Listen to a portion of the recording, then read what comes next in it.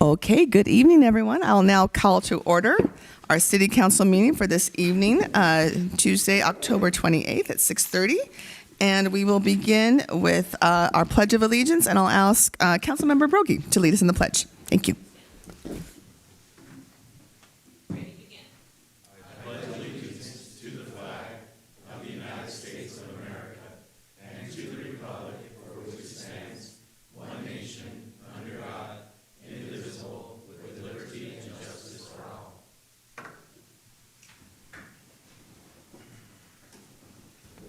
Okay, thank you. We'll now have a roll call. Councilmember Brogy? Here. Mayor Pro Tem Mendez? Here. Mayor Villaseñor? Here. Councilmember Garnica? Present. Thank you. Okay, and now our next item is the approval of the agenda. I'll entertain a motion. I'll second. Okay, I have a first and a second. All those in favor say aye. Aye. Any opposed? Okay, motion carries. All right, our next item are public comments. I have not received any public comment cards. We do not have any. I'll just look into the audience, see if anyone has any comments for items not on the agenda. All right, seeing none then, I'll turn on to our next agenda item, which is our City Council reports, recommendations, and comments, and also our committee, commission, and board reports. I'll hand it over to any council members for any updates. I have no updates. No updates. Okay, okay. John? Sure, so I'll try to make it short here. It was a pretty busy couple of weeks.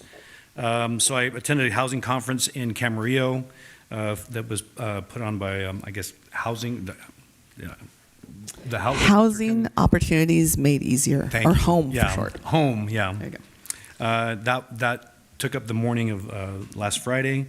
Then after that, I went in the afternoon to United Water Conservation District. They were having a water summit at the headquarters in Oxnard. And then for the evening, I attended the Ventura Council of Governments dinner that they had in Moore Park. So had a busy week last week. And then on this weekend, I was a new, I guess, freshly trained dealer at the Rotary Casino night. Learned how to be a dealer for blackjack, so I stumbled my way through that. And then yesterday attended the tour of the water facilities here all around the city, and so that was with the mayor. So it was busy. And then I did want to note also that we passed by the fixing of the guardrail on A Street, which has taken a while to get done, but they're in the middle of that process, and it's good to see them out there working. So, and that's it. That's it for my report.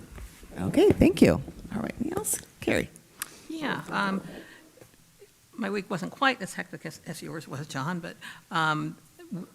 like you, we went on a tour of the wells, and I was just very fascinated. I mean, I was asking Joe a million questions. He probably got tired of hearing me. But yeah, I learned a lot, and something that, we deal with the wells so often. We hear from the dais and things cross our desk, and I have never actually paid attention to where the wells were or anything, so I learned a whole lot. And Albert and I both were on this tour together. And then the porch talk, it went really, really well, and I was very pleased with the turnout that we've been having. And then on the 16th, we have, I attended a VCOG admin meeting, and that's done via Zoom, and it's just a small number of the VCOG, Ventura Council of Governments, throughout the county. And we get together and try to decide, okay, where do we want to take VCOG? That's where we're at right now. So when we're together as a whole body, then it's, we plan speakers and things of that sort at the admin level. So we did that. I did that on the 16th as well. So, and that's about all I have. All right, thank you very much. I think my updates echo both Councilmember Garnica and Councilmember Brogy's. I also attended the home conference, Housing Opportunities Made Easier. It was actually really good. I think John was there for most of the morning, and I was there for an afternoon session. So between the two of us, we got it covered at that conference. I also sit on the Ventura Regional Sanitation District, and we did have our meeting. It was I think our first full-length meeting with our new executive director, Mr. Eric Zetz. I think I should call him actually manager of the district. And the latest update in the district and Tolan landfill is that we are contracted with Dragomir to do exploratory research about the possibility of expanding the Tolan landfill to an area right behind the current landfill. I think I've been keeping the public updated that we're on our final cell of the current Tolan landfill, that just depending on how much waste comes in and how good compaction is, we have another 8 to 10, maybe 12 years of the current Tolan landfill. So this exploratory research by Dragomir and the district is really important. The first thing that they're going to look for is actually, is there in this potential, it's either this one potential area in a canyon right behind Tolan, is there an earthquake fault line there? And so if it turns out that there is within a certain distance of where this landfill may be, then it's a no-go. But if it isn't and it's a good distance away, then the research continues and there's a real possibility there. So I'll continue to keep everyone updated on that. Let's see. I think that's about all I had. I had another a good meeting with our city manager, Erika, and assistant manager Manuel Minares, along with People's Self-Help Housing, and working along and moving forward with the Fillmore Terrace project, and just reporting out that was a really great meeting, and the project really is coming along. And so as we get more information on that, I'll share. But that's the area of a affordable housing project right across from our bus depot. Okay, those are my updates. Okay, now we have our consent calendar, our next item, and I'll entertain a motion on that. Second? Okay, I have a first and a second. All those in favor say aye. Aye. Any opposed? Okay, motion carries with our consent calendar. And we'll move on to now our new business items. And item number 8A is to approve an agreement to reinstate a line of credit agreement for rehabilitation work at the Veterans Memorial District, the VMD building. And hello, Deborah. Good evening. Good evening, everyone. Hope you can hear me. So good evening, members. Mayor Villaseñor, I'm Deborah Cavallaro, Finance Director. Tonight, we have requesting the approval to restate of funding for the line of credit agreement in the amount of $1.2 million, with $650,000 coming from the general fund reserves and $550,000 from the general fund operating fund, contingent upon the availability of grant funding. To approve a new agreement to reinstate the agreement entered into on April 12, 2022 for building improvements at the Veterans Memorial Building, which is owned and operated by the Fillmore Piru Veterans Memorial District. In addition, we are required it to be retroactive from October 11th, 2023 to October 11th, 2026 for 36 months, with the city manager's discretion to extend the terms to it for additional 6 months. We do have the board members of the Fillmore Piru Veterans Memorial District available tonight to answer any questions you may have or provide an update if requested. The VMD, as it's called, as we nicknamed called, receives various funds for these improvements in the building but lack the upfront cash to begin the project. So on April 12, 2022, City Council approved the line of credit agreement for phase 1 of the building improvements.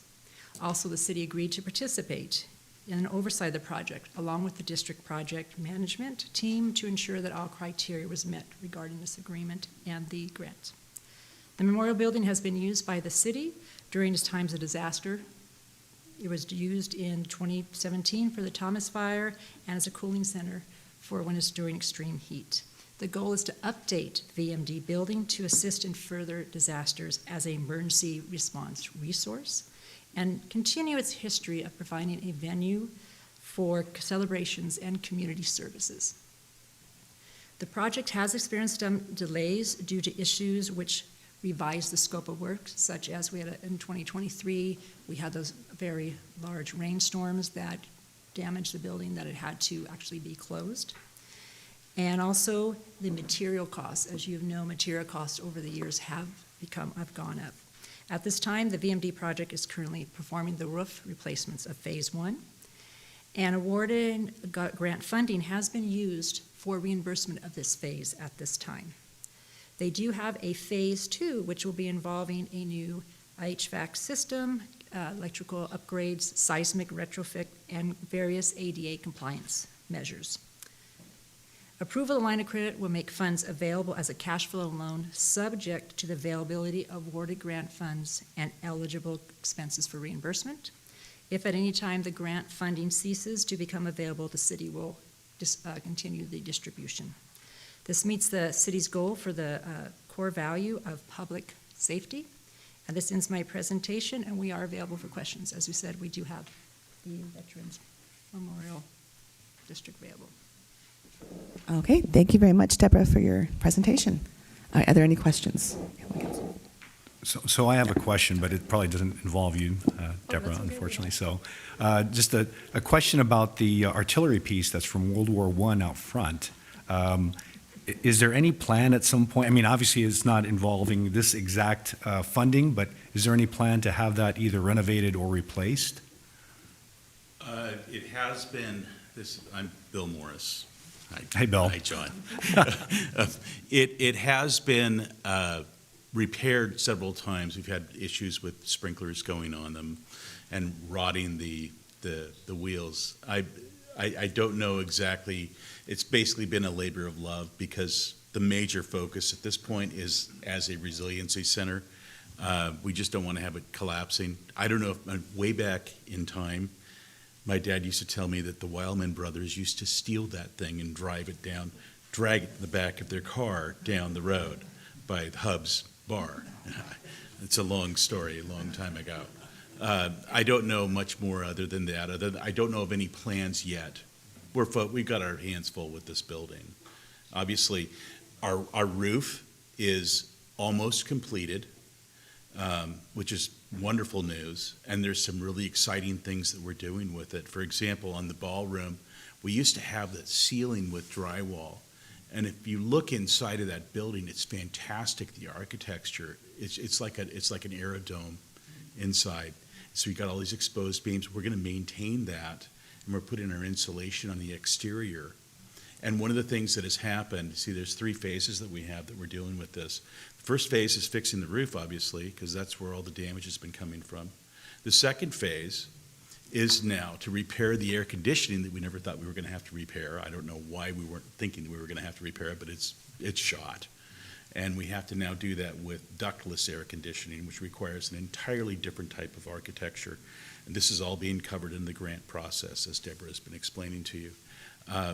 Once we get that portion done, we can get to phase 2. I mean, that's actually part of phase 2. Phase 1 is the roof. Phase 2 is the repairing of the air conditioning, and as Kevin will tell you, a lot of work involved with handicap, for example, bringing it up to grade, so that we can ADA. And once we get all of those addressed, we can actually have occupancy. And then phase 3 is the aesthetics, and that's the gingerbread on the exterior, which is painting and our patio and things like that. Hopefully, with all this done, it's possible to get it done in a year, maybe 2 max. That's what I'm hoping for. So phase 1, you're targeting for what date? We should be done with phase 1 within the next probably 2 to 3 weeks. Wow. So that's Okay, before great. the rain. Before the rainy season. I mean, theoretically, Good plan, obviously, yeah. we've been hit with the rain already, Right. so. And then phase 2, Uh, a year, roughly? I would guess, and it's all up to ADA, it's up to air conditioning. I mean, I know that we've got the plans already drawn up for the air conditioning, right, the HVAC?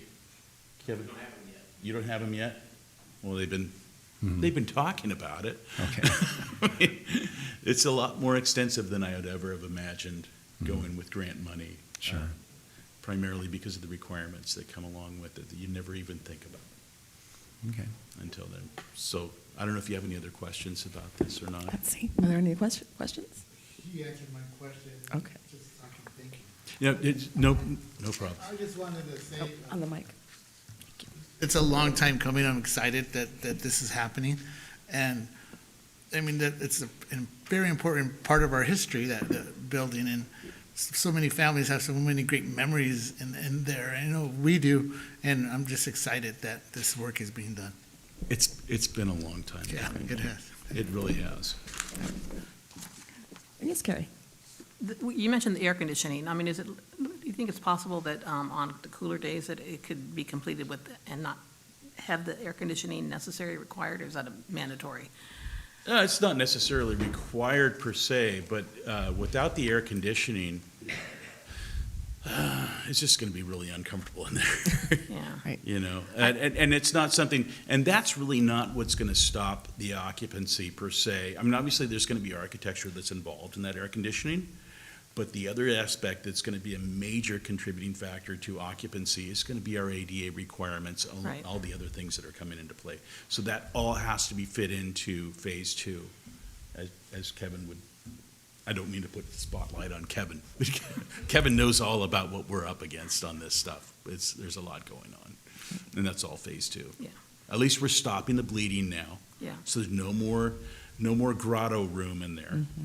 I mean, it's becoming, you know, the roof is really almost complete. Yeah, I would say that's one of the most frequently asked questions that I get from people. I think for all of us. Probably Yeah. the most That- frustrating aspect of my life in town is that building right now.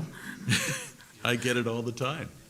So, But thanks for your hard work on it. I appreciate it. you should thank Ernie for that. Yes. He's the one who did that, not me. Do you have any Thank other you. questions? No, I was just going to make a comment on the AC. I think having it, though, will make it possible for a designated resilience center. Is that right? Right. That's So- a critical component. And to that's part of, I think the grant requires that. And another aspect of that is, we're doing what's called ductless air conditioning. I'm sure, you've seen those little devices that sit over a doorway, for example, and they pump in the cold air. That type of air conditioning is what we're having. And what we're doing is we're eliminating those ducts that we have up above on the roof. And one of the main reasons why we're doing that, first of all, we discovered that it was faulty, so we had to get it replaced. But the other reason why we're doing it is because we can now put solar up there without having to deal with all those ducts on top of that. Great. We're not putting solar on yet, but we want to make sure that we're prepared for it so that we don't have to go backwards. Wonderful. Yeah, it does. Yeah, thank you. It's not my idea. I'll take no credit for any good ideas. Thank you, Bill. And I think Ernie wants to add something too. Hi, my name's Ernie Villegas, and I'm a board member for the Fillmore Piru Veterans Memorial District.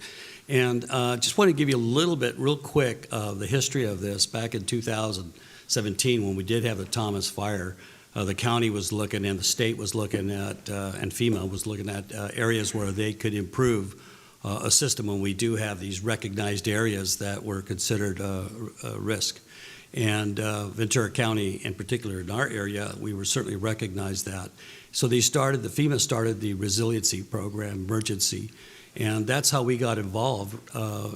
We were looking at the possibility of having a structure here closer to the east end of Ventura County. And when we got word about what they were trying to do, I talked to Ventura County and I said, look, we already have an established facility here. We use it for all kinds of things in our community. We've used it since 1954. And it's perfect. We've had floods, we've had fires, we've had everything but pestilence, out in this area. And we've used the facility for many emergency services. And this was a great fit. And the county, who's taking the lead on this, was very excited that they didn't have to build a facility. We had it. Well, a couple years later, we had 2 significant storms right in a row each year, and that's what caused the roof to collapse, and that's where we had major problems. So now we're on verge of getting additional monies from FEMA, from the county. They're working with us. The city's been great in being a partner with us. We've had nothing but great leadership from all aspects of it. And me as a board member have really been very, very much touched by everyone's efforts. Well, now we're at that point where not only are we looking at doing this with the county, with the feds, and with the state. But I'm also looking at the opportunity for us to look at going out and talking to our elected officials and seeing if there's other things that we can do outside of this program to get additional fundings that will help expedite Phase 2 and Phase 3. So one of the things I'd like to do, and I talked to Bill, is seeing if we could go ahead and get a group of us to meet with our Congresswoman and to meet with our Senator and see if there are some fundings, being the fact that this is an emergency resiliency. It is a Veterans Memorial District, one of maybe 6 that's left, special districts in the state, and see if there's an opportunity for us to go ahead and get additional funds to cover the rest of the cost. So I'd like to work closely with the city, with your leadership, with our city manager, along with our our supervisor and Congresswoman too. So that's sort of where we are, and we really appreciate the support that you have given us, and you know, the board here has been great. You know, I've been doing this from the very beginning, and I'll tell you, I'm only 29 years old, and look at me. So it's a labor of love. So anyways, thank you for your opportunity. Hope you will approve. Thanks for all your hard work, Ernie. Yes, Thank you. thank you, Ernie, for all this work. Really appreciate it. And I know, having heard of this project for the last 5 years that I've been on, it is a bear. It is a bear to deal with a federal grant and all of the red tape and jumping through hoops. So the community appreciates it. And we're going to have just a wonderful building at the end of this for a long time. Thank you. Okay, if there's no further questions, no questions for Deborah? I'm checking. Okay, then I'll entertain a motion on this item. Okay, so I move that we approve the reinstatement of funding for the line of credit agreement in the amount of $1.2 million, with $650,000 from the general fund reserves and $550,000 from the general fund operating fund, contingent upon the availability of awarded grant funds, and that we approve a new agreement to reinstate the line of credit agreement entered into on April 12, 2022 for building improvements at the Veterans Memorial Building owned and operated by the Fillmore Piru Veterans Memorial District to be retroactive to October 11th, 2023 through October 11th, 2026, total of 36 months, with the city manager's discretion to extend the term for an additional 6 months. Okay, thank you. I have a motion. Do I have a second? I'll second that motion. Okay, all those in favor say aye. Aye. Any opposed? Okay, motion carries. Thank you very much. Mic back on. Okay, our next business item is 8B, the introduction of ordinance number 25-989 and resolution 25-4084 to adopt the 2025 Uniform Building Codes with amendments and findings and setting forth findings for local conditions and finding of exemption from CEQA. Good evening, Kevin. Good evening, Madam Mayor, members of the council. Every 3 years, the building code needs to be adopted, the new building code, and we have the new building codes today. The city council hired the company Bureau Veritas to help us on the technical requirements of the adoption of the new code. Tonight is just an introduction of it, and on November the 12th will be a public hearing for adoption. So we'd like to introduce it tonight, but adopt the resolution 4084, which identifies the findings showing how we can make some adjustments, just the city, some things based on climate, topography, and geography, and then set the public hearing. I will let you know, I reviewed the proposed ordinance with our engineering department and fire department. They each had changes that they wanted to make in the building code. So for the engineering department, they wanted to make a change in the building code that says they are responsible for issuing approval for soils report and grading. So right now it's the building official, but we're going to change it to the city engineer. The new code will say, though, that the soils directly underneath the structure, that will remain the building official to do. But for the entire site, it will be the city engineer. The fire department wanted to the fire code to be removed and put in another section of the Fillmore Municipal Code so that it's easy for them to read. So we'll have a section for the building, and then we'll have a section for the fire code, just for easy read. And this time around, under the building code, we will include the wildland urban interface requirements as a reflection of the recent fires through California. That will conclude my presentation, but I'd like to introduce Bureau Veritas Trang Nguyen, who did all the work, and I just watched him. And he's here, and I will find his presentation if I can. It was here. Trang? Let's see, where did it go? Right. Well, good evening, Mayor. Good evening. Council members, city managers. It's my honor to be here this evening with you to present the code adoption package to you. And thank you, Kevin, for a very good introduction to that. So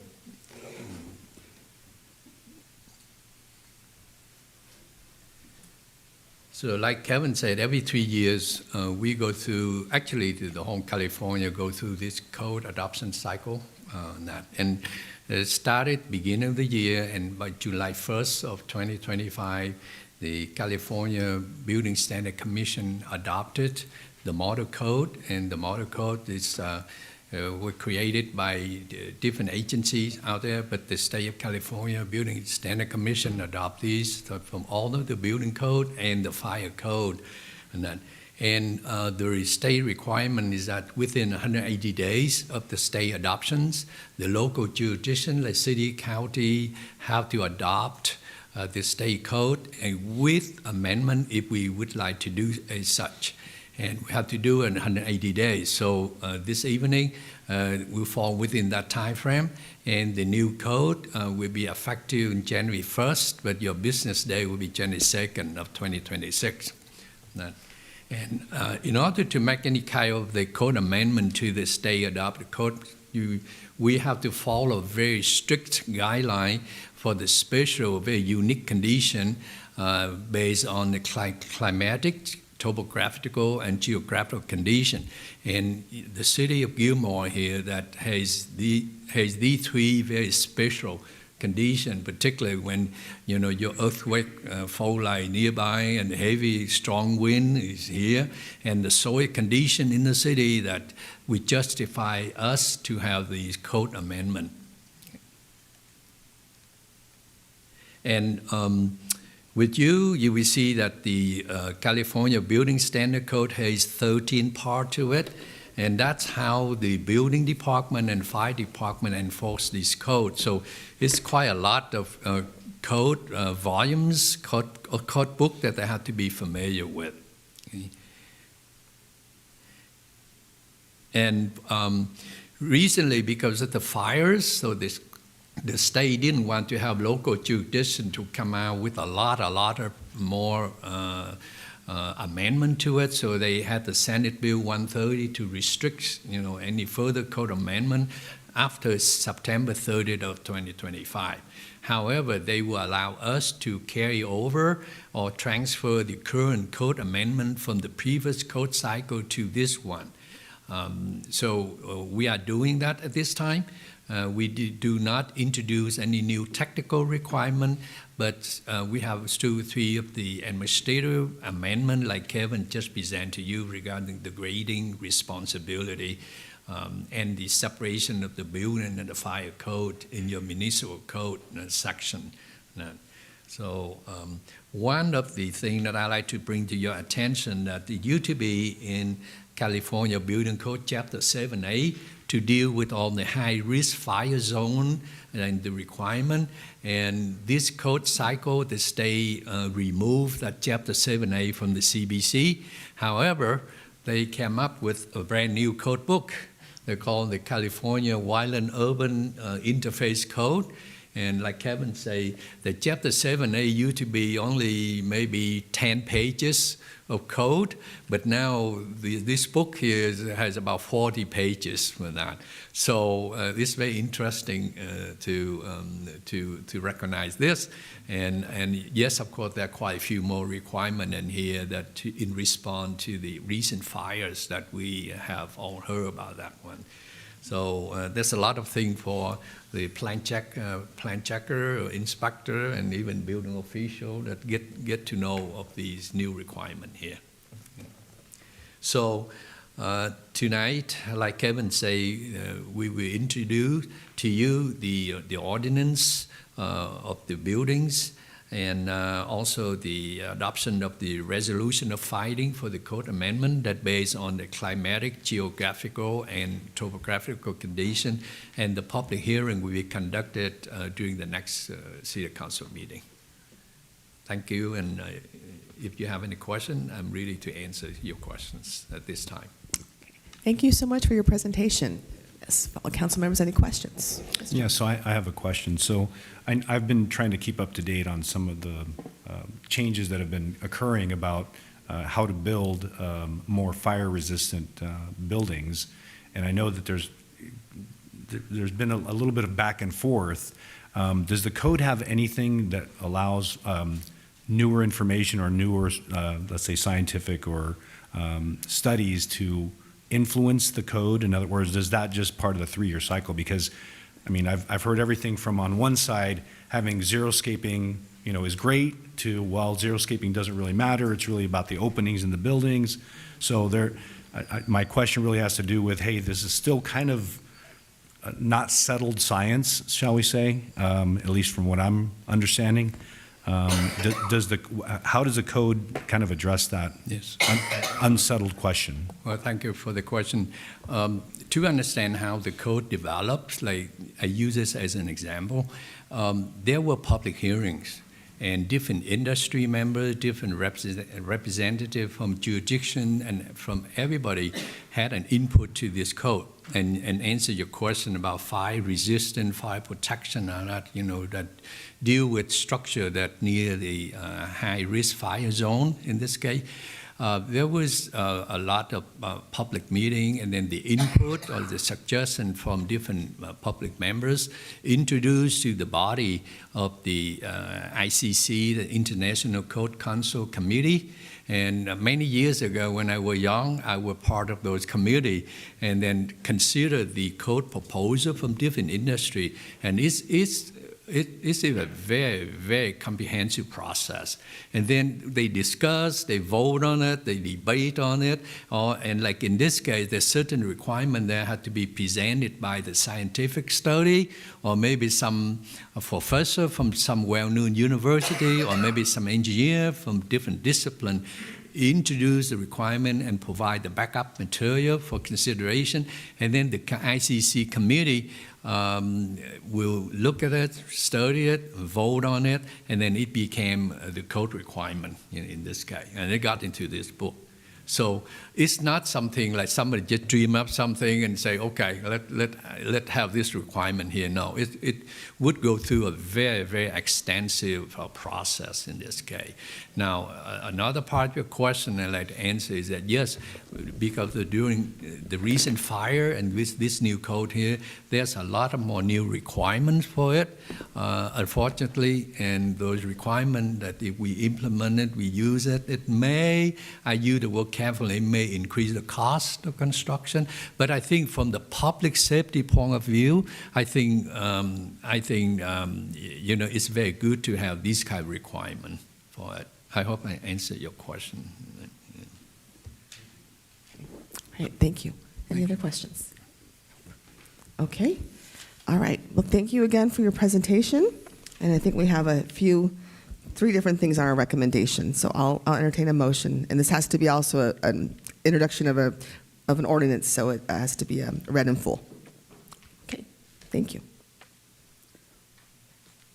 Okay, I'll make a motion to introduce ordinance 25-989, replacing most of Chapter 5.04 of the Fillmore Municipal Code by adopting by reference the 2025 editions of the California Uniform Building Codes and related model codes. And so I'm going to read this out. An ordinance of the City of Fillmore, California, amending portions of Title V of the Fillmore Municipal Code to update the uniform codes adopted by the city by reference by adopting the 2025 California Building, Electrical, Mechanical, Plumbing, Energy, Historical, Residential, Existing Building, Green Building Standard Codes, Wildland Urban Interface Code, International Swimming Pool and Spa Code, 2025 International Property Maintenance Code, and adopting local amendments to these codes and an exemption from CEQA. And 2, adopt Resolution 25-4084, setting forth findings with respect to local climatic, topographic, and geographic conditions within the city of Fillmore to allow certain modifications and changes to this, to the California's adopted building construction codes, and set a public hearing for ordinance number 25-989 for November 12th, 2025. All right, thank you. I'll second. And a second. All those in favor say aye. Aye. Any opposed? Okay, motion carries. Thank you. Okay, moving on to our next agenda item under business, and that is the, this is 8C, introduction of ordinance number 25-990 and resolution 25-4085 to adopt the 2025 California Fire Codes with amendments and findings and setting forth findings for local conditions and find an exemption from CEQA. Thank you, Mayor, members of the council. This is the code adoption for the fire department, and they'll have its own section. As I mentioned before, we're asking that you introduce the ordinance 990 and then adopt resolution 4085 and set the public hearing for November 12th. To answer the question regarding the fire chief did ask for a change that's will be only to Fillmore and not to the other cities based on our climate and our conditions. We have in the old neighborhoods, they are in the high fire zone, and those structures can typically be on the property line or 2 or 3 feet from the property line. And the fire chief would like to make a requirement that any new addition within 5 feet from the property line will require a 2-hour firewall.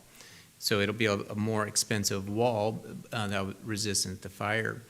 And we're doing that because the neighboring structure is only a foot from the property line or on the property line. So we have some areas where structures are only 5 or 6 feet apart. So it helps him to combat a fire. That's the change that's being made. Did I represent that correctly? Okay. So that's the addition that we're doing to the fire code. I have no further comments. I'll take any questions you may have. All right, do we have any questions? Okay, all right, seeing none, I'll entertain a motion. Okay, I will make a motion to introduce an ordinance 25990, repealing section 5.04.060 of the Fillmore Municipal Code and adding a new chapter 5.03 to adopt by reference the 2025 edition of the California Fire Code with local amendments and finding of exemption from CEQA. An ordinance of the City of Fillmore, California, amending sections 5.04.060 through 5.04.062 of the Fillmore Municipal Code to adopt the updated uniform fire codes adopted by reference by adopting the 2025 California Fire Code and adopting local amendments to the code and an exemption from CEQA. And number 2, adopt resolution 25-4085, setting forth findings with respect to local climatic, topographic, and geographic conditions within the city if Fillmore allows certain modifications and changes to the California's adopted fire codes. And 3, set a public hearing for ordinance 25-990 for November 12, 2025. Okay, thank you. All right, a second. I'll second. All those in favor say aye. Aye. Any opposed? Okay, motion carries. All right, thank you both.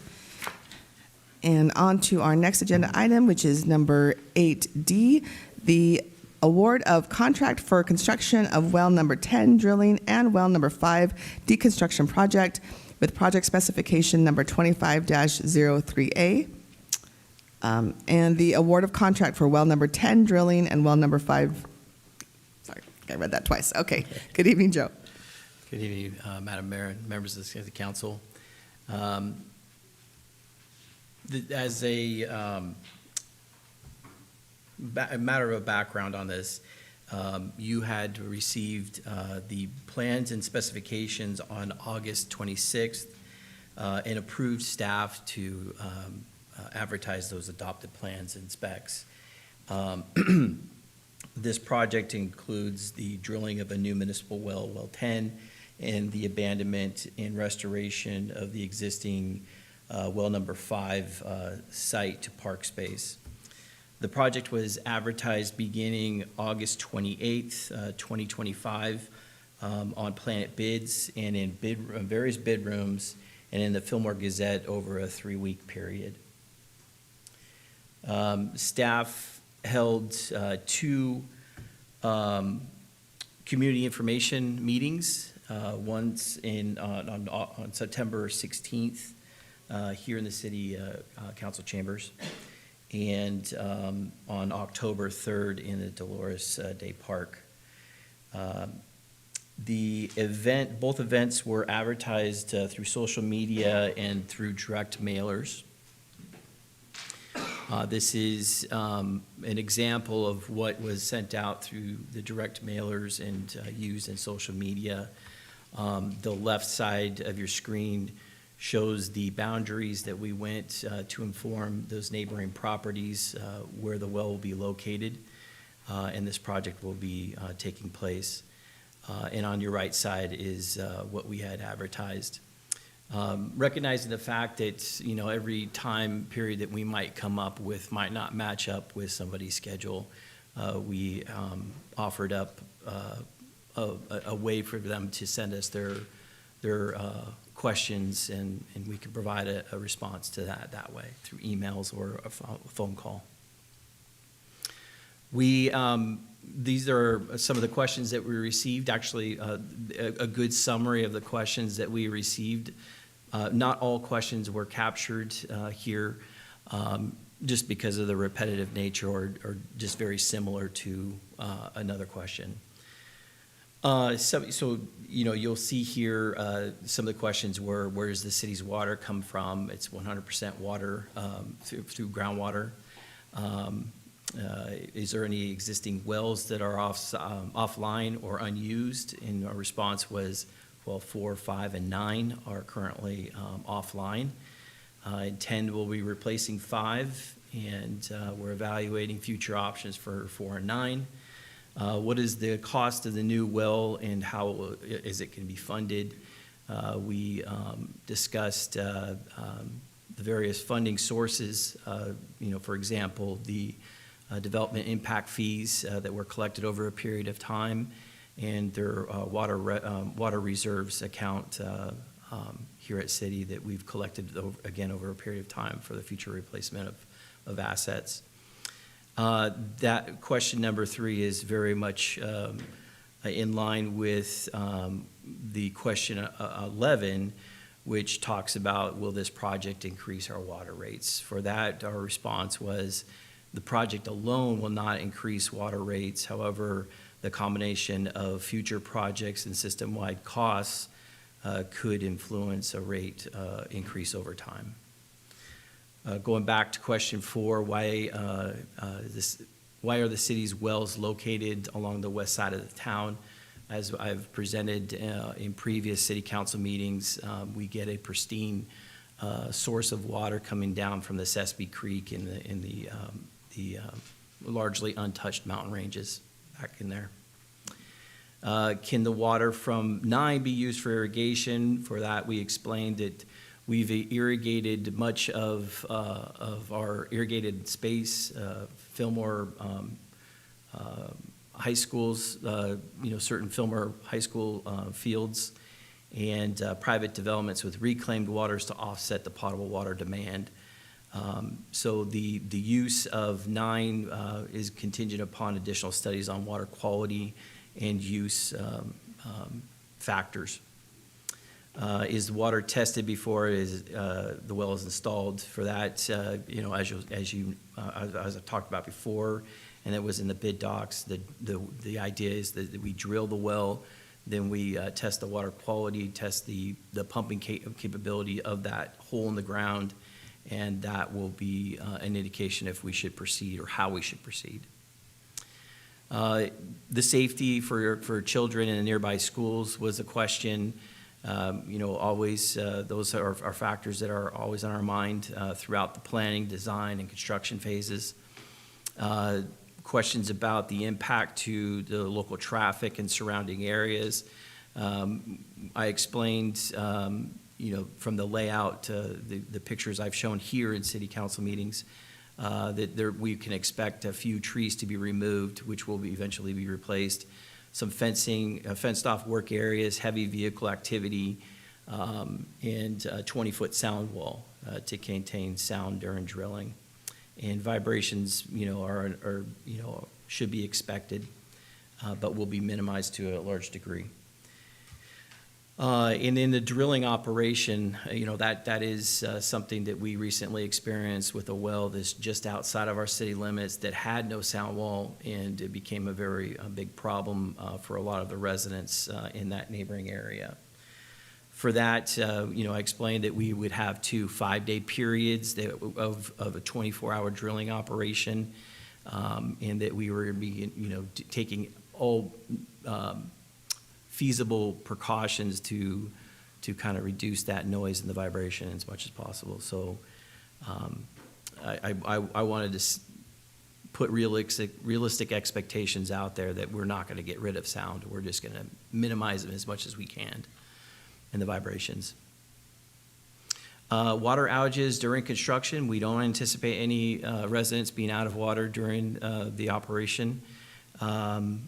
However, irrigation within the park, we're gonna have to temporarily shut off just due to the construction setup that's gonna be there, and replacement of the landscaping is a factor, is a component of this project.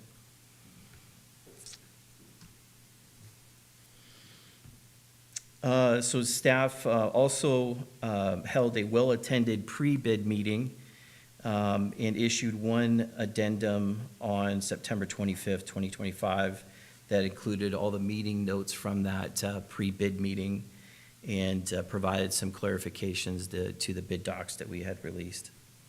5 bids were received by the deadline of October 9th.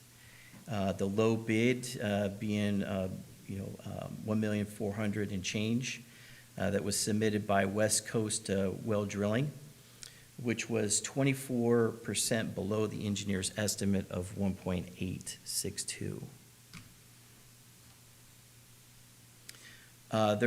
We had built into our spec, our bid docs, an alternate item for 25, which is our filter pack media that goes around, or goes between the soil, the native soil, and the well casing. So that filter pack, you can go native, which is like a sand a particle mixture of varying sizes of sand particles, or you can increase and upgrade for an additional cost to a more a better product. It's a synthetic product that's becoming popular due to its low maintenance, longevity, and better quality of filter pack. So staff is recommending that we consider this alternative in the award of the synthetic filter pack. This adds $88,100 to the total bid from the lowest bid. So we're looking at a total final contract with Pacific Coast Well Drilling in the amount of $1,502,805. This is 2 tables. The first table shows how we set up our project, the bid. So the basis of award was Schedule A, which is Well 10, the construction or the drilling of Well 10. Schedule B, which is the deconstruction of well 5. And then Schedule B deductive is the credits that we receive from all the salvaged material that's out there on well 5. So that totals up to that last column there. The engineer's estimate again was 1.86, and Pacific Coast came in at 1.412 or 14. Below, the table below that is the effect, if we were to consider the upgraded filter pack, how that would affect the other bidders. As you can see, the lineup there, it has no change on the bidders, the other bidders. So going with this alternative is not only a good idea for us, it's within the engineer's estimate, but it doesn't affect the other bidders.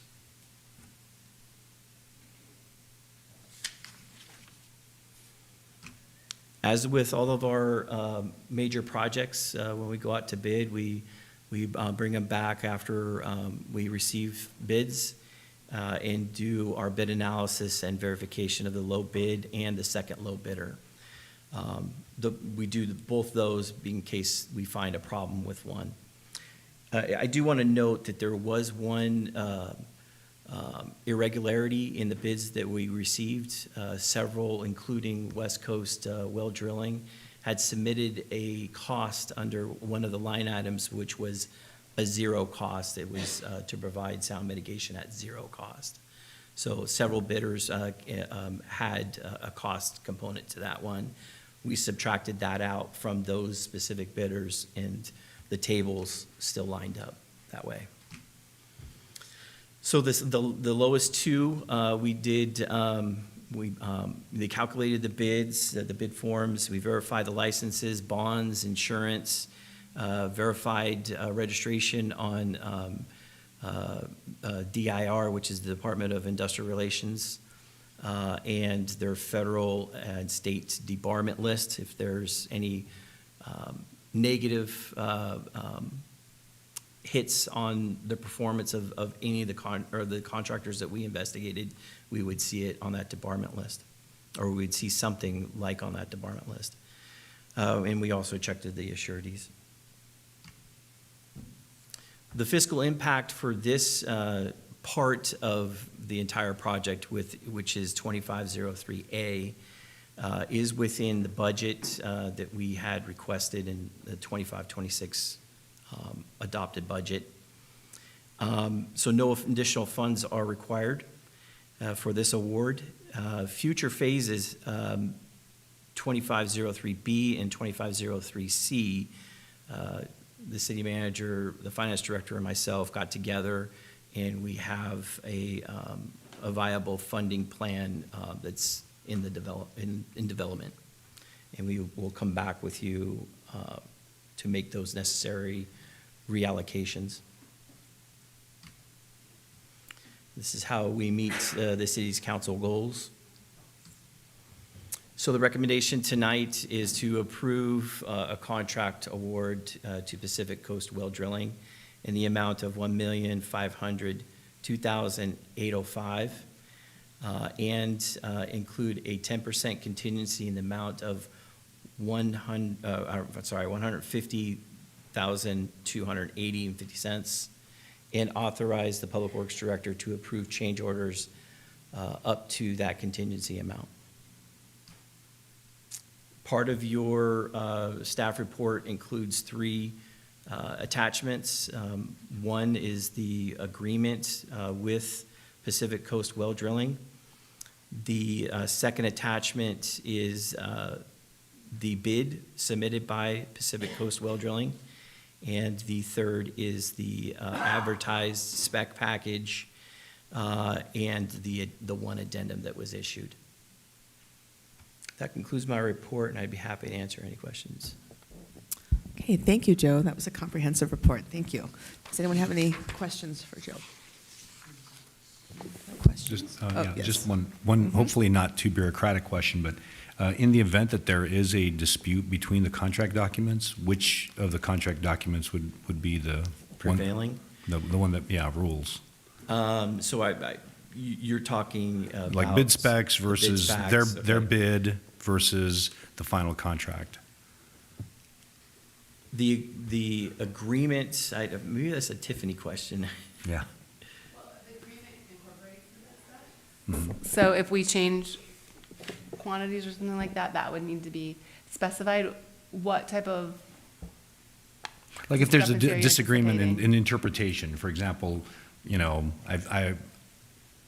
I can imagine a scenario where, let's say, they say, well, this was an optional thing that we interpreted this way, but you're interpreting it this other way. What I mean, would be the? if there's an additive or a deductive bid, that's clear when the contract's Sure. awarded and by the contract amount. Sure. If those things are added or removed. And otherwise, it would be to increase, and then that would be change orders that they would agree on, and Joe or Roxanne gets the authority over revising anything for a change order. Yeah, Okay. and I, you know, I mean, I want to say it's all exact, and we all know exactly how things are going to shape up. Right. But these things, that's the reason why, one of the reasons why we have contingencies. Contingency. It's sausage making, and Yeah. I can't say this, that our construction management team is very much on top of this stuff. So they're very good about finding the legal exposure to us if we take a certain direction, and advise us on that. If it's something that's so elevated, we'll elevate it to Tiffany's office, and seek her feedback on it. Technical perspective coming from our construction management team, and then in addition to the construction management team, actually who's on the construction management team is our hydrogeologist that built this spec package, contributed to the spec package, and is very comfortable negotiating things. Yeah, just the only reason I asked that question is because, you know, the infamous line about, you know, contractors make their money on change orders. And so a lot of times, the interpretation of that spec, if it's left up to interpretation, they're going to interpret it to, you know, most favorable to them, not to the city. And that's why I was asking the question. So, but That thank you. does I happen appreciate it. sometimes, where Yeah, you get it into happens a it, lot. but the construction management team will usually push back. Great, thank you. Yeah. That's a great question. Really good question, yeah. And my comment is just that's really great that it came in under our engineer's estimate so significantly. And then we had five bids, so. I was, definitely the pre-bid meeting was a very critical factor. A lot of great questions were asked, specifically by Pacific Coast Well Drilling. They did their homework. So they knew how much they can deliver this project for. Okay. All right. Thank you. Okay. No other questions then. I'll entertain a motion. So I move that the city council approve the award of the contract to Pacific Coast Well Drilling for the construction of well number 10 drilling and well number 5 deconstruction project. Project specification number 25-03A in the amount of $1.502,805, plus a contingency, plus a 10% contingency, and authorize the Public Works Director to approve construction change orders up to the contingency amount of $150,280.50 as recommended and approved by the construction manager and a project hydrogeologist.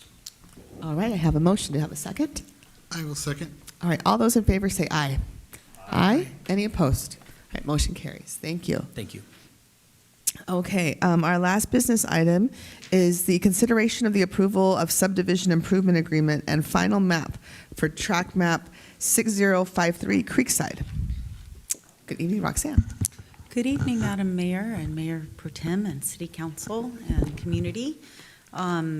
We have before you the Creekside, exactly, track 6053, consideration of approval of a subdivision improvement agreement and final map. I wanted to mention that Mr. Jeffrey Harrington with Williams Homes is in the room. Thank you for being here, Jeffrey, and not at the ball game. And if you have any questions, I just wanted you to know that's available. So orientation, track 6053, where is it? It's at the very north end of Fillmore, in the North Fillmore Specific Plan area, right by well number 8, which Carrie and Albert, you know where that is. And this is the tract. And so we're right up a county line. In fact, the northern border of this tract, right across it, is Ventura County, and we're in City of Fillmore. And so here is the key map from the tract map that's before you tonight for consideration of approval. The well site is right there to orient everybody. I'm just going to go through for map stuff. I mean, in general, we're at the point where once this map records, you're going to have 134 legal lots. This tract includes 134 new single-family residences and 18 ADUs. And the recording of the map actually makes them individual real property parcels. And so the subdivision improvement agreement goes along with the map to ensure the developer is going to create all of the public improvements that is required to serve the new properties, right? So that's kind of what we're doing tonight.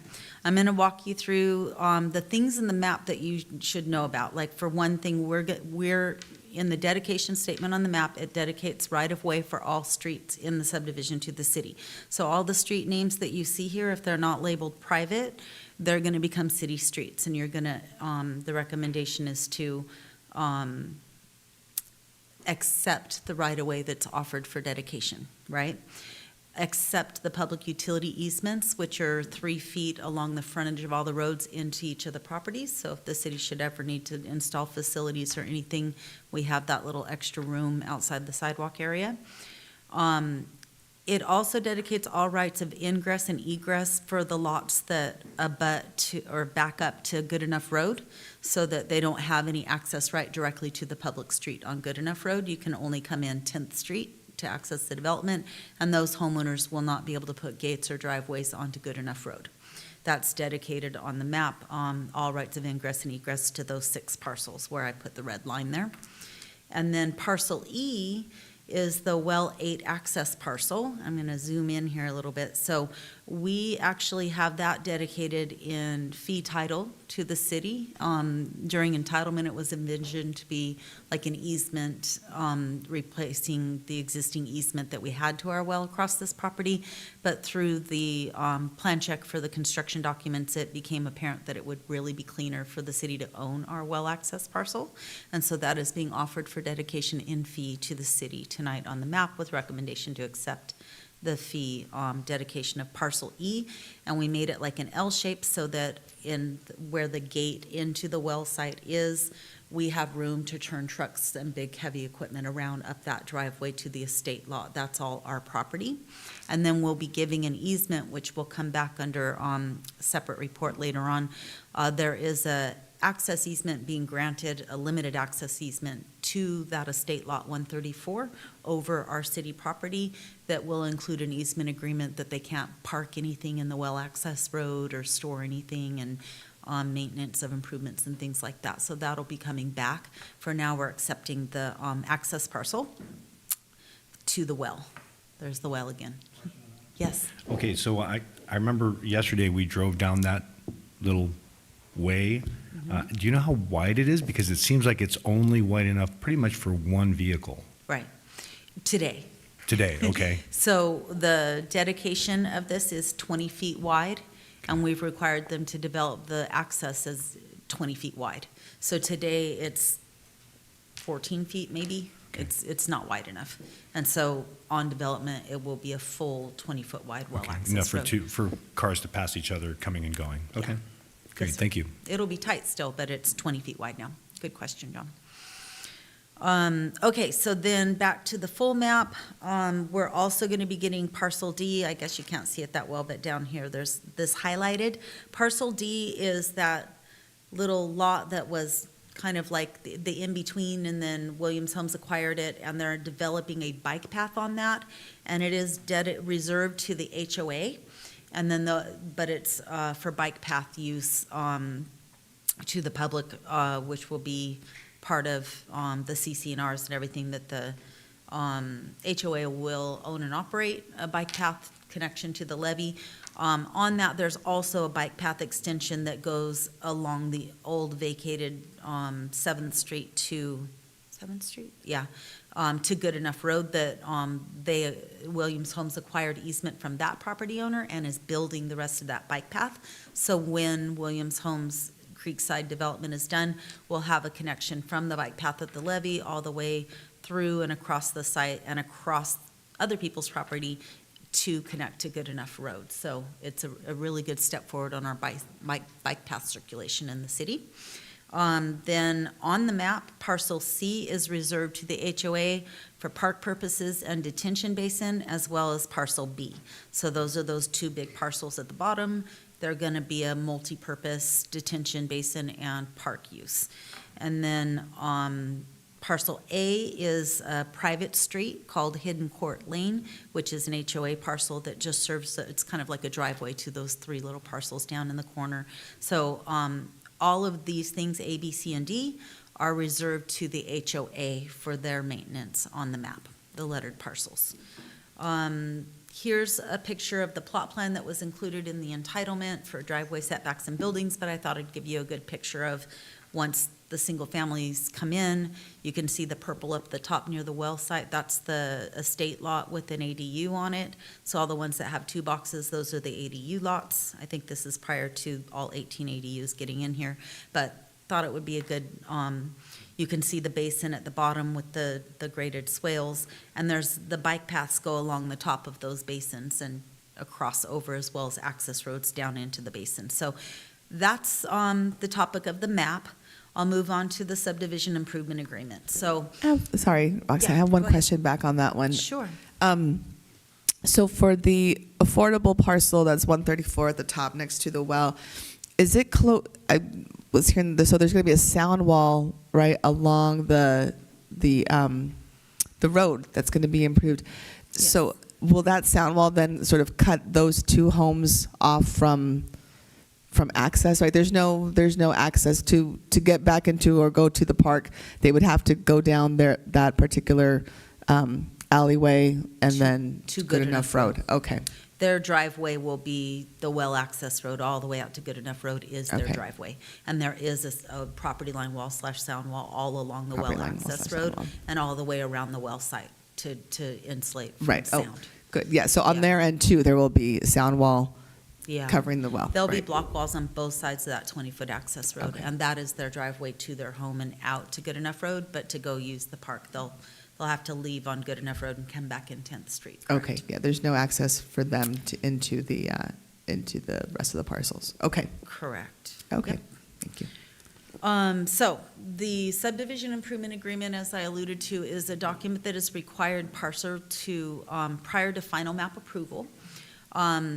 If a developer builds out a tract before they subdivide, then they can build all the improvements, and then once the improvements are done, they can record a map, and it wouldn't require a subdivision improvement agreement because they've already built all the public improvements, right, before they parceled.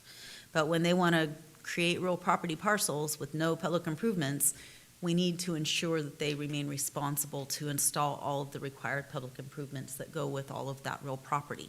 And so that's what the purpose of your subdivision improvement agreement is to make sure the developer remains responsible to build all the improvements and to give the city recourse if they don't, right? Because now you have all these single lots.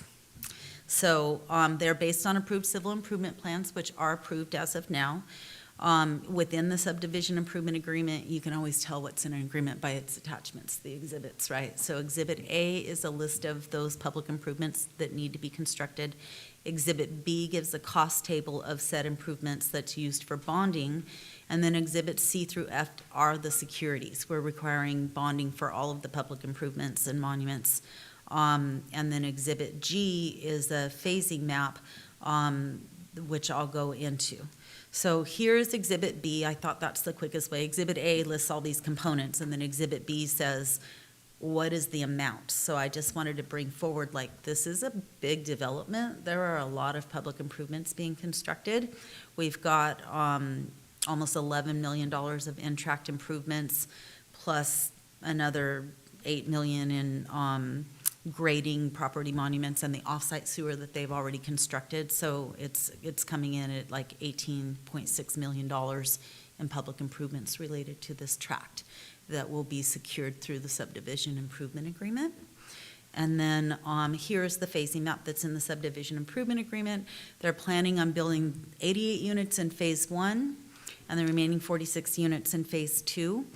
The entitlement actually had a phasing map that was Exhibit K to the entitlements that allowed for 3 phases, but again, during plan check and working it out and the developer figuring out how it could be built to make sense, we ended up on just the 2 phases, and in fact, all of the sewer and storm drain will be built in 1 phase, because that's just how it makes sense to build gravity systems.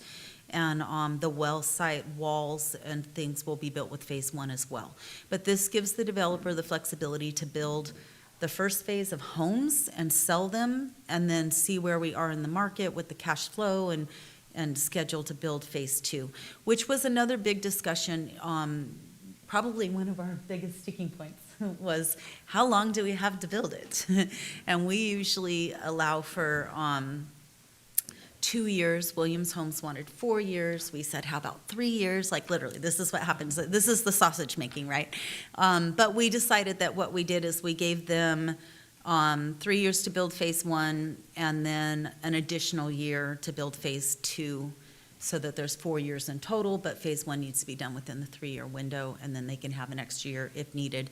And again, if the cash flow works and the houses are hot and they want it, they may end up just doing it all in 1 phase, but this gives the flexibility needed for the developer to do it without going belly up, right? Because that would be good for nobody. So this concludes my report. I'll entertain any questions, and as I mentioned, Mr. Harrington is here. All right, thank you very much, Roxanne. Any additional questions? No? All right, okay. Well, seeing none. All right, then, thank you very much for your presentation. I'll entertain a motion. Okay, I will make a motion to approve the subdivision improvement agreement for tract map 6053 with WH Creekside 131 LLC for assurance of completion of public improvements for tract 6053, and authorize the city manager to execute the agreement in a form approved by the city attorney upon receipt of required improvement bonds, and approve final map 6053 and authorize the mayor to sign the map and direct the city clerk to record the SIA concurrently with the final map. Okay, do I have a second? I'll second. Okay, all those in favor say aye. Aye. Any opposed? Okay, motion carries. Thank you. Thank you. Thank you for your work. All right, that was our last business item of the evening, and now we move on to agenda item number 9, the city manager verbal report. Thank you, Mayor. Just want to thank the Public Works staff for all their hard work. The A Street Rail installation has been completed as of yesterday, so thank you very much for taking care of that. District 1 City Council vacancy is still, the application is still open until Friday at 4:30 p.m. If you have any questions, feel free to contact Arely Venegas, our Deputy City Clerk.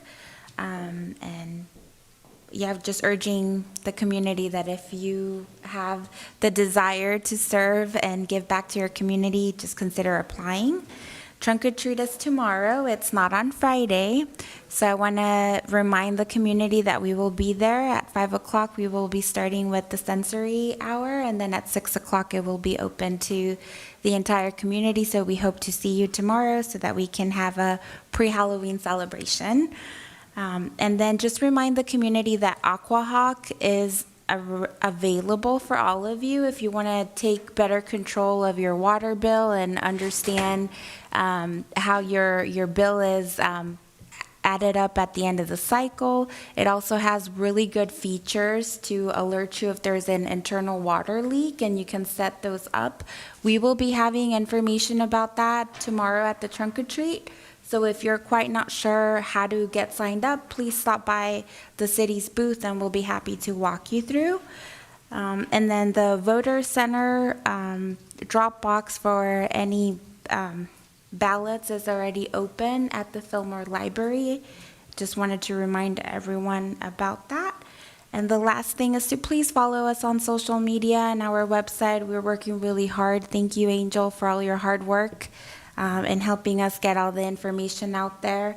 We've been posting a lot of information, not only important details that the community has to be aware of, but also things that have been happening behind the scenes so that the community is aware of all the hard work that happens behind City Hall, behind the closed doors, and where the magic happens, like I like to call it. So thank you very much. That concludes my presentation for tonight. Okay, thank you, Erika. All right, now we do have, everything else? No? All right, we're going to move into closed session. We do have one closed session item. The City Council will hold a closed session pursuant to Government Code Section 54957B to conduct an employee evaluation concerning the city manager. All right, thank you.